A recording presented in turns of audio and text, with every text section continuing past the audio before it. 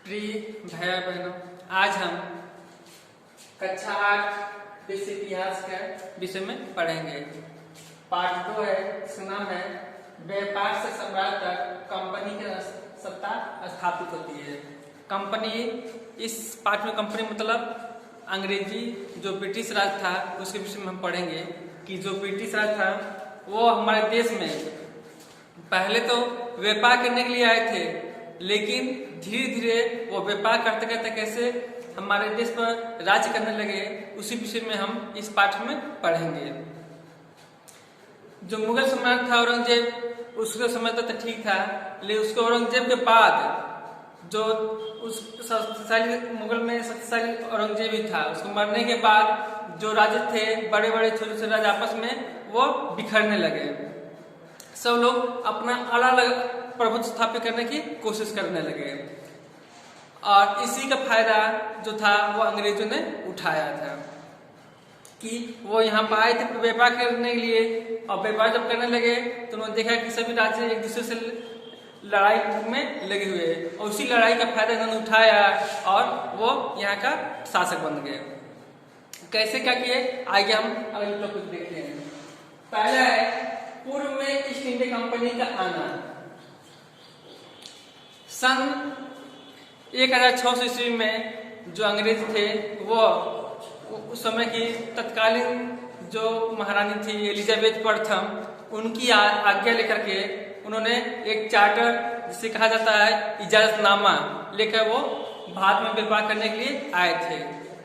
वो जो चार्टर था जिसे इजाजतनामा भी कहा जा सकता है, उसके अनुसार ये था कि जो अंग्रेज थे वो व्यापार करने के लिए अपने जो पूर्व देश थे उसमें वो आ सकते थे और उनके अलावा कोई दूसरा व्यक्ति उस देश से यानी इंग्लैंड से यहाँ पर व्यापार करने के लिए नहीं आ सकता था। अब चूंकि अब उनको जो सहमति पत्र मिल गई थी, इसलिए उनको जो था वो कोई भी प्रतिस्पर्धा था नहीं, वो आते थे यहाँ पर सामान लेकर के सस्ते सामान में खरीदते थे और ले जाकर यूरोप में उच्च दामों को उसे बेचते थे। इस तरह उन्हें बहुत ही लाभ मिलता था।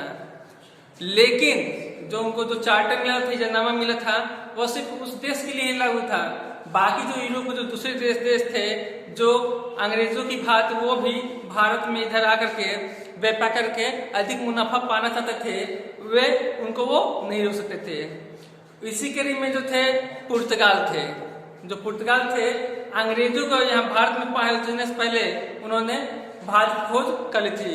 जो वास्को डिगामा था, पुर्तगाल था, उसने यूरोप से भारत आने का रास्ता सबसे पहले उसने 1498 ईस्वी में ही उसने खोज लिया था, जिसका परिणाम स्वरूप जो पुर्तगाल थे वो भी भारत में व्यापार करने के लिए अधिक लाभ कमाने के लिए आने लगे थे। अंग्रेजों से पहले, अंग्रेज आने से पहले पुर्तगाली भारत में आ गए थे और यहाँ से वो सस्ते सामान खरीद करके यूरोप में ले जाकर वे बेचते थे। ऐसे उनको बहुत ही लाभ मिलता था। और उसके बाद अंग्रेज आए और अंग्रेजों के आने के बाद डच भी आए और दूसरे जो तो फ्रांसीसी थी वो लोग भी यहाँ व्यापार करने के लिए आ गए।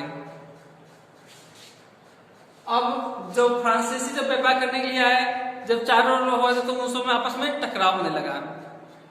सब लोग अपना पर लाभ के लिए चाहते थे कि हम अधिक मुनाफा ले सके, इसलिए इन लोगों में आपस में टकराव भी होता रहता था।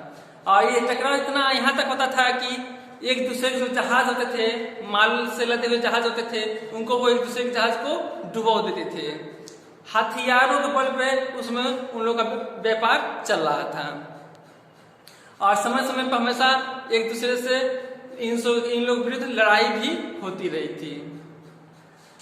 अब दूसरा टॉपिक देखेंगे, ईस्ट इंडिया कंपनी का बंगाल में व्यापार शुरू करती है। और जो अंग्रेजी जो ईस्ट इंडिया कंपनी थी वह पहले जब आती है तो वह हुगली नदी के किनारे वो अपना एक ऑफिस वहां पर स्थापित करती है और वहीं से वो अपना व्यापार शुरू करती है। और वहां पर रह के पहले वहाँ के जो मुगल सम्राट थे उनसे आते से लेकर वो वहां पर रहती है। फिर धीरे धीरे जो सरदार होते थे उनको कमीशन दे करके अब वहाँ के 3 शहरों को वो वहाँ का खरीद लेती है। उन 3 शहरों में कलकत्ता भी आता था, जिसे कोलकाता कहा जाता था, वो भी उन्होंने उस समय खरीदा। वहीं से उन्होंने अपना जो व्यापार था वो प्रारंभ किया। इस प्रकार हम देखते थे कि जो अंग्रेज थे यहाँ पर आए थे पहले बिजनेस के तरीके से व्यापार करने के लिए, और व्यापार में क्या करते थे, काली मिर्च, मसाला, लौंग इत्यादि सामानों को वो हमारे देश से खरीदते थे सस्ते दाम पर और ले जाके अपने देशों में, यूरोपीय देशों में वो उसे अधिक दाम पर बेचते थे। ऐसे उन्हें बहुत ही लाभ होता था। धन्यवाद।